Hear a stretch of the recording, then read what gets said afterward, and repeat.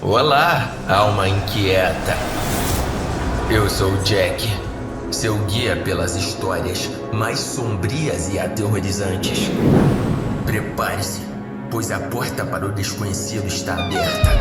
E você já deu o primeiro passo. O terror vai começar.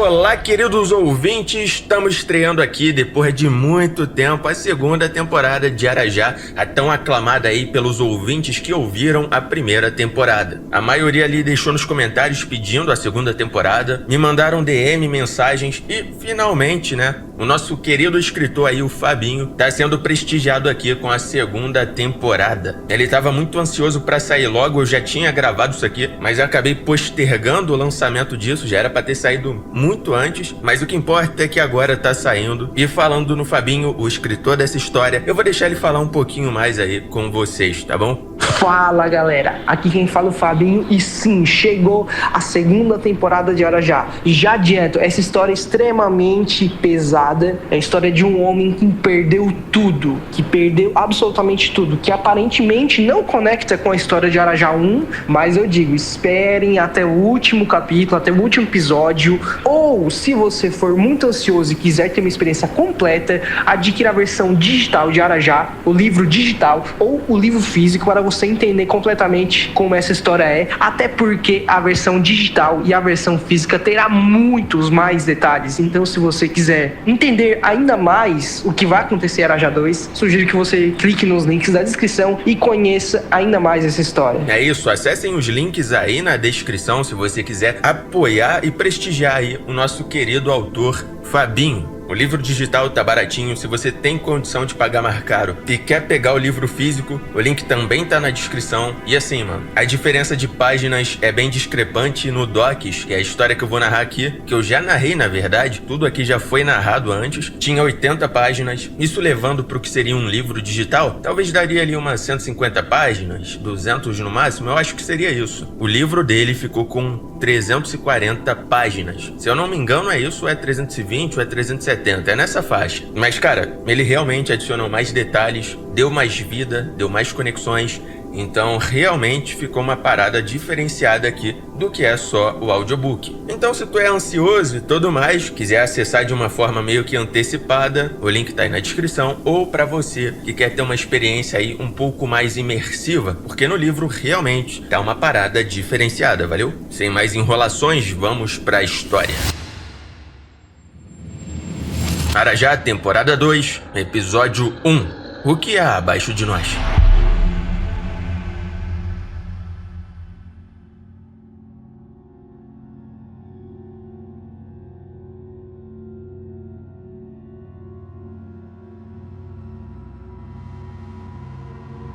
Isso não é uma história comum. Não é um conto de fadas e muito menos algo para se contar para suas crianças. Nunca ouse nem mesmo pensar nessas coisas. Tenha certeza. Elas se conhecem. Elas sabem de seus maiores medos. Nunca subestime o desconhecido, pois existem coisas sobrenaturais caminhando entre nós. Coisas que desafiam nossa compreensão. Suas origens permanecem envoltas em mistério e seu propósito macabro é indecifrável. Essas criaturas, cujas capacidades ultrapassam a compreensão humana, espreitam nas sombras, esperando o momento certo para atacar. Não há limites para sua sede insaciável de caos e destruição. Eles não discriminam classe social, idade ou locais. A qualquer momento, em qualquer lugar, podemos nos tornar suas presas, vulneráveis diante de seu mal inimaginável. O terror que sentimos diante dessas abominações é uma tortura indescritível, um pesadelo vivo que ameaça consumir nossa sanidade. Não existe nenhum local conhecido que é seguro o suficiente para proteger-nos de suas influências. Eles estão entre nós, observando, esperando para desencadear seu poder demoníaco. A consciência de sua presença sussurra constantemente em nossos ouvidos, criando um clima de constante apreensão. Diante dessa realidade aterrorizante, uma pergunta ecoa em nossas mentes. O que se oculta nas entranhas da Terra? O que existe nos confins do subsolo? O que há abaixo de nós?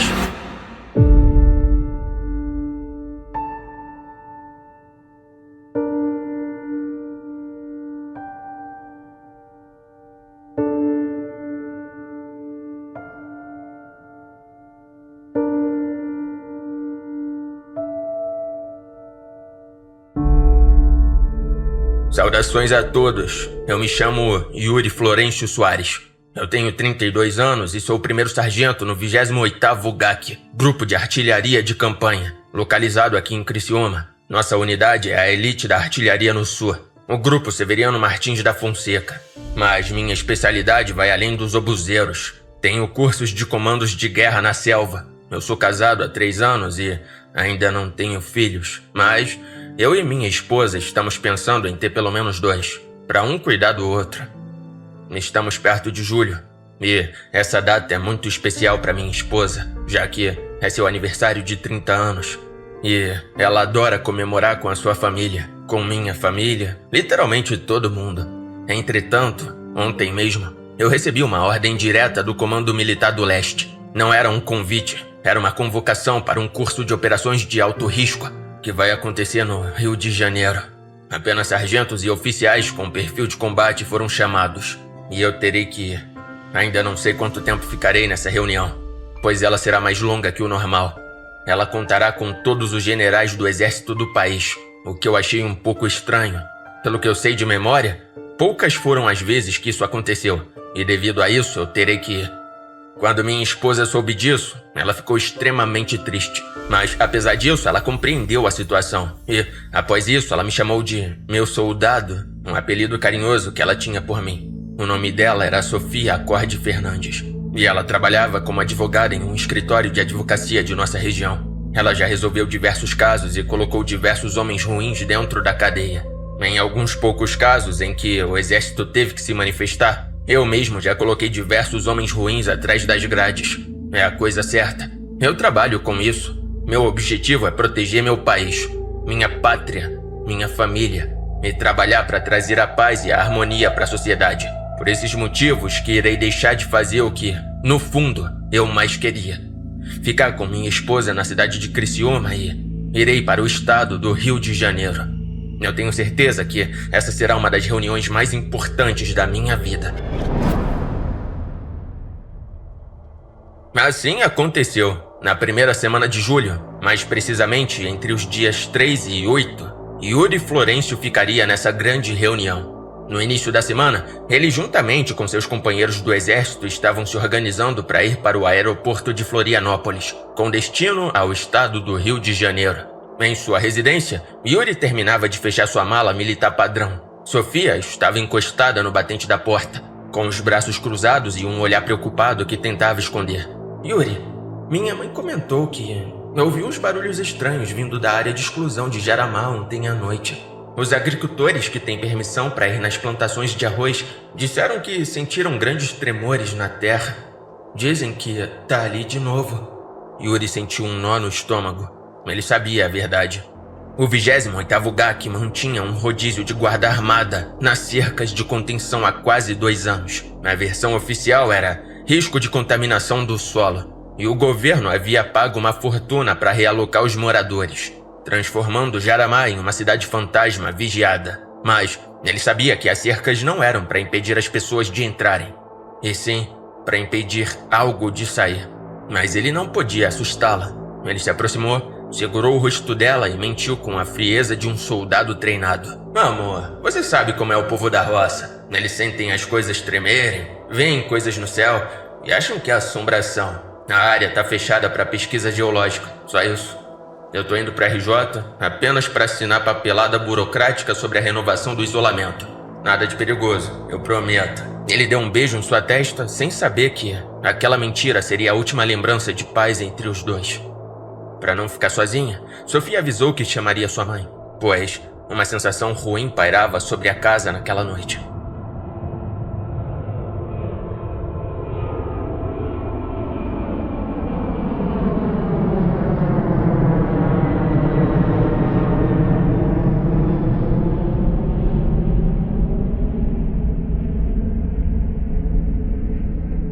Algumas horas depois, no voo, Yuri comentou com seus colegas como ele amava sua esposa e como eles tinham diversos projetos juntos. Até mesmo os companheiros de Yuri ficaram com um pouco de inveja por conta dos dois se sentirem muito bem. A maioria dos colegas do exército que estavam com Yuri tinham uma vida difícil com suas esposas.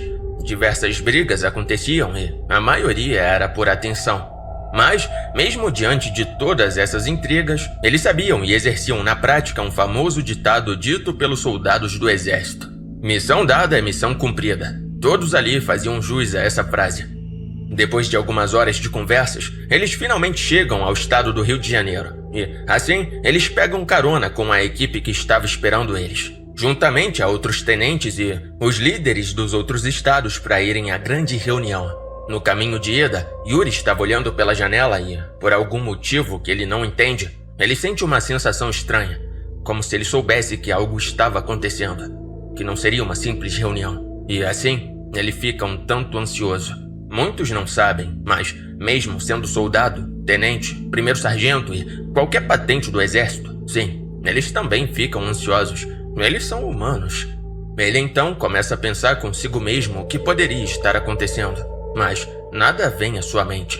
Nenhuma guerra que pudesse influenciar o Brasil estava acontecendo naquele momento. Então ele não tinha certeza do que poderia ser a explicação daquela sensação. Após alguns minutos de carro, finalmente ele chega ao CML, Comando Militar do Leste, sediado no imponente Palácio Duque de Caxias. O edifício de arquitetura Art Deco se erguia como uma fortaleza de burocracia e poder no centro do Rio. No auditório principal, a atmosfera era pesada. Já estavam presentes diversos generais de divisão, coronéis, majores e capitães.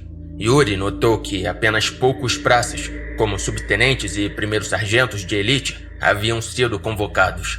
A nata da hierarquia militar estava ali. No local, já estavam diversos generais, tenentes, majores e primeiros sargentos. Diversas pessoas do alto escalão estavam no local. Levaria apenas 30 minutos para a reunião começar. No caminho do local da reunião, Yuri começou a perceber que havia algo de errado, já que ele viu uma abundância de carros pretos blindados. E esses não possuíam marcas convencionais. Era como se fossem carros importados. Além disso, eles não possuíam nenhuma logo dizendo de qual organização ou mesmo de que marca eram aqueles carros. Não havia nenhum símbolo do estado ou país que eles eram. Tudo estava muito estranho. Mesmo diante de toda essa desconfiança, Yuri vai com seus colegas para dentro do comando militar. Entrando no local, tudo estava muito quieto. Todos os soldados que estavam ali dentro estavam cochichando. Nenhum deles parecia querer chamar a atenção. Diante disso, um dos colegas de Yuri pergunta para ele: "Você percebeu que todo mundo aqui tá um pouco quieto demais?" Ao ouvir aquilo, Yuri responde: "Eu já tô desconfiando desse lugar há muito tempo. Desde o início da viagem até aqui. Tudo aqui é muito estranho." O colega de Yuri acena com a cabeça e pede a opinião dos outros que estavam ali com ele, enquanto eles procuravam um local para se sentar. Após 5 minutos, as luzes do auditório diminuíram drasticamente, restando apenas a luz fria de um projetor que iluminava uma tela branca ao fundo. A porta lateral se abriu com um estrondo seco. Um homem alto entra naquela sala, com um uniforme verde-oliva impecável, ostentando 4 estrelas nos ombros. Um general do exército, acompanhado por 2 oficiais da inteligência militar que carregavam pastas pretas lacradas. Todos ali perceberam que aquela reunião era algo muito mais obscuro do que poderiam imaginar. O general não sorria, não cumprimentava. Ele caminhou até o meio do auditório, com passos pesados, seus olhos varrendo a sala como se avaliasse a alma de cada soldado. Ele parecia carregar o peso do mundo nas costas, uma expressão de quem viu o inferno e voltou para contar. Ele iniciou a sua fala com uma voz rouca e autoritária que dispensou o microfone. Sentido! Ordenou ele, antes de continuar. Senhores, dispensem as formalidades de bom dia. O que verão a seguir mudará a vida de vocês para sempre. Ele fez uma pausa dramática, encarando a plateia. Generais, majores, tenentes, primeiros sargentos e todos os combatentes presentes neste dia. Estamos aqui por algo muito maior do que vocês podem imaginar. Todos vocês juraram defender esse país. Juraram defender a nossa pátria. Juraram defender a nossa Amazônia. As nossas fronteiras e o nosso povo com o sacrifício da própria vida. Por isso, foram selecionados a dedo e trazidos até aqui. Ele faz mais uma pausa dramática, encarando a plateia, muitos com os olhos arregalados. Eu preciso informá-los que a nossa nação corre um perigo iminente. Algo jamais imaginado na história da guerra moderna. O general apoiou as duas mãos no púlpito e inclinou-se para frente. O que irei falar aqui está classificado como ultra secreto. Nada, absolutamente nada do que virem ou ouvirem nessa sala sairá daqui. Não sairá em mídia, não sairá em rede social, não sairá em conversas de travesseiro. Ele aumentou o tom de voz, tornando-se ameaçador. Se estiverem bêbados, embriagados em uma festa ou no auge da paixão com suas esposas ou amantes, nada que vocês souberem aqui deverá ser falado. Aquele que deixar escapar uma vírgula sobre essa operação será julgado por traição à pátria em corte marcial sumária. A pena será o esquecimento eterno em uma cela escura. É extremamente confidencial. Eu fui claro? Sim, senhor. Dessa forma, ele clicou em um controle remoto e a tela atrás dele acendeu, mostrando mapas táticos e relatórios com carimbos vermelhos. O Alto Comando, em conjunto com a Marinha e a Aeronáutica, já ativou os protocolos de defesa. Estamos em estado de alerta máximo. Vocês são os pilares da defesa nacional, a elite da elite. E mais do que nunca, o Brasil precisa não apenas de soldados, mas de guardiões. Eu preciso ouvir novamente de vocês. Vocês me entenderam? Sim, senhor! Rapidamente, o general clicou novamente no controle. A imagem na tela mudou para fotos granuladas, tiradas à noite. Eram imagens perturbadoras de matas fechadas e leituras de satélite com manchas vermelhas de calor. Recentemente, a inteligência do governo norte-americano, em cooperação sigilosa com o nosso comando cibernético, detectou anomalias severas na região sul do nosso país. Um novo tipo de energia foi descoberto. Ainda não sabemos a natureza exata dessa assinatura. Apenas temos o conhecimento de que, nos locais onde essa energia pulsa, a realidade se distorce. Ele passou para a próxima imagem. Uma foto borrada, mas visível, de uma silhueta humanoide, alta e deformada, parada no meio de uma estrada neblinosa. Foi avistado e confirmado na região sul do Brasil, especificamente nos arredores de Criciúma e Jaramá, a presença de hostis não identificados, mas a área de atuação expandiu. A inteligência cruzou dados de desaparecimentos anômalos em Itajaí e Blumenau e confirmou a mesma assinatura térmica. Estamos lidando com uma criatura sem rosto, com capacidades físicas que desafiam a biologia conhecida, caçando civis. Nós tratávamos isso como lenda urbana ou histeria coletiva até alguns anos atrás. Não é mais! O general respirou fundo, olhando para Yuri e os outros como se pedisse que eles fossem fortes. Esse mesmo padrão de energia foi rastreado no subsolo de Nova York e em zonas rurais da Europa. Existem evidências concretas de que isso é uma invasão silenciosa em escala global. Mais comportamentos como esse vão acontecer. E se não contermos isso, o pânico será irreversível. Por essa razão, o presidente da República autorizou, nessa manhã, uma GLO, Garantia da Lei e da Ordem de nível sigiloso. Nós vamos caçar, conter e neutralizar essas ameaças antes que elas cheguem às capitais. Mais detalhes operacionais e armamento específico serão passados pelos seus oficiais comandantes nas próximas horas. Muitos de vocês, vindos de outros comandos, desconhecem a extensão do que houve em Santa Catarina há 2 anos. A tragédia em Jaramá foi tratada como um incidente isolado e sigiloso. O governo estadual e federal agiu para evacuar a população civil sob pretexto de risco geológico, indenizando as famílias para garantir o esvaziamento total da zona. Desde então, apenas o 28º GAC manteve uma base avançada de contenção no perímetro, operando sob sigilo absoluto e censura rigorosa de qualquer vazamento digital. Nós seguramos as pontas sozinhos até agora. No entanto, o cenário tático mudou. Abalos sísmicos recentes na região e dados de inteligência compartilhados pelo governo americano indicam que o fenômeno está ocorrendo em múltiplos locais simultaneamente. A Marinha e a Aeronáutica já foram notificadas e estão em posição. Agora, o Exército Brasileiro entra em prontidão total. O que era uma missão de contenção local virou uma defesa continental. Ele desligou o projetor, mergulhando a sala na penumbra novamente. Eu não peço apenas obediência.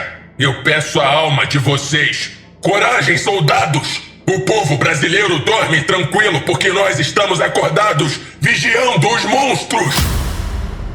Ele bateu continência, rígido como uma estátua. Força e honra! Após aquele discurso, um silêncio total tomou conta do auditório. Todos que estavam ouvindo, inclusive Yuri, ficaram extremamente assustados, tentando processar que o inimigo não era humano e como tudo isso seria possível. Yuri estava mais assustado com tudo aquilo que ele havia ouvido. Ainda mais que o general citou a região sul, a mesma região onde ele morava, o que ocasionou mais medo e preocupação com a sua esposa que estava lá. Ele sabia que algo estranho havia acontecido há 2 anos atrás, com 5 adolescentes dentro de uma floresta, mas ele não tinha ideia dos detalhes, porque foi algo extremamente confidencial. E nessa época, ele, junto de seus aliados, estavam fazendo alguns treinamentos no Rio Grande do Sul. Por conta desse fato, nenhum deles sabia alguma informação daquele caso. No meio de toda aquela preocupação, ele então sente seu celular vibrar em seu bolso. E calmamente ele o pega para notar que era uma mensagem de Sofia que dizia: "Bom dia, amor. Eu espero que você esteja bem. Eu e minha mãe queremos uma foto sua no Cristo Redentor. Aproveite que está aí e visite ele. Aproveite sua viagem. Eu te amo muito." Após ler aquilo, um grande sorriso saiu da face de Yuri. Aquilo o acalmou um pouco e deixou seu dia com um pouco mais de felicidade. Ele então começou a pensar consigo mesmo: "Eu não posso ter medo. Eu preciso protegê-los."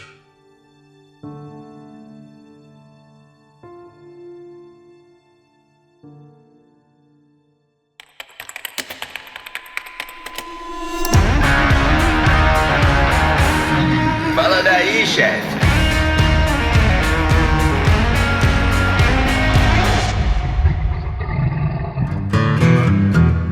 E finalmente temos mensagens aqui no quadro Fala Daí, Chefe. Pô, muito obrigado aí a vocês que mandaram mensagens. Eu vi que muitas pessoas entraram lá no Discord depois que eu anunciei aqui o quadro, mas somente 2 pessoas mandaram mensagens. Já tô feliz pra caraca. Mas pô, você que entrou aí, manda uma mensagenzinha lá pro quadro, valeu? Vai aparecer aqui no final do episódio. Hoje quem mandou foi a Gabecha e o Martin Kenny. Bom, eu vou ler o nome que tá aqui, tá? Então, o nome que você quiser que eu fale, deixa aí como seu nome dentro do Discord, tá bom? Então foi a Gabecha e o Martin Kenny. Bom, vamos começar aqui com a Gabecha. Ela mandou o seguinte: "Oi Jack, adoro seu podcast e gostaria de agradecer pelas narrações. Até histórias que eu já tinha escutado se tornaram melhores depois de ouvir na sua versão. My opinion. Já pensou em trazer Pen-Pal? Fica aí a minha sugestão." Cara, eu já pensei sim em trazer Pen-Pal, assim como eu trouxe Borrasca, só a primeira parte, né? Ainda tá faltando a segunda.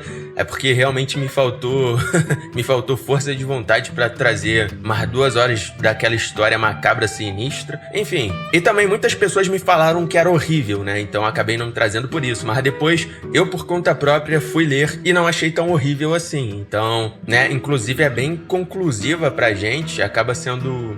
Eu achei legal, cara, de verdade, eu achei legal. Então eu vou trazer aí. Mas respondendo diretamente a tua pergunta, sim, eu pretendo trazer Pen-Pal algum dia. Eu só não trouxe de fato essas histórias antes porque tava tendo muito problemas de copyright e tudo mais. Então acaba que, né... eu fiquei com medo de ser derrubado de alguma forma. Eu lembro que o Jogo da Esquerda e Direita tava tendo problemas, teve problema lá com o dossiê do Felipe e alguns outros canais. Isso porque essas histórias aqui, elas acabaram atingindo um pico, assim, de popularidade muito grande nos Estados Unidos e acabaram virando podcasts profissionais, sabe? Audiodrama realmente produzido por grandes empresas aí e tal, no ramo de produção de audiovisual no geral. Então acabou que eles saíram derrubando muitos episódios e, consequentemente, até muitos podcasts, porque se derrubarem muitos episódios, principalmente, por exemplo, no YouTube, se derrubam 3 vídeos teu, pô, eu acho que o canal vai de vala, né? 3 strikes. Então, isso era bem complicado na época, mas hoje em dia eu acho que tá mais de boa trazer essas histórias. Tanto que o Jogo da Esquerda e Direita, para quem não sabe, já tem basicamente completo lá no Apoia-se, tá? Para os apoiadores. Tá faltando só o episódio final que eu vou narrar neste sábado. E eu tô falando isso aqui na quinta-feira, 6 de agosto, então muito em breve. E muito obrigado aí, Gabecha, por acompanhar, tá bom? Valeu por achar que as minhas versões de história são as melhores, na tua opinião. Muito obrigado aí por esse feedback. Eu fico feliz por saber que pra alguém as minhas versões são as melhores. Pô, maneiro pra caraca. Agora a mensagem do Martin Kenny, moleque, eu rachei com isso aqui. Cara, eu não sei se eu acho lindo, bonitinho a mensagem ou se eu acho creepy e assustador. Se liga. Oi, Jack. Eu escuto sua voz quase obsessivamente. Eu já escutei todas as histórias várias vezes, inclusive as ruins. Ih, rapaz, quem falou que aqui tem história ruim? Você estava em meus ouvidos enquanto eu atravessava pela lentidão das madrugadas, nas tardes quentes e solitárias, até mesmo enquanto o sono me amortece e distorce a realidade. Moleque, ele escreveu rebuscado, hein? Parando pra pensar, é meio bizarro. Ou não? O que você sente ao saber disso? Que sua voz está na internet sendo escutada por qualquer um, em qualquer momento. Mano...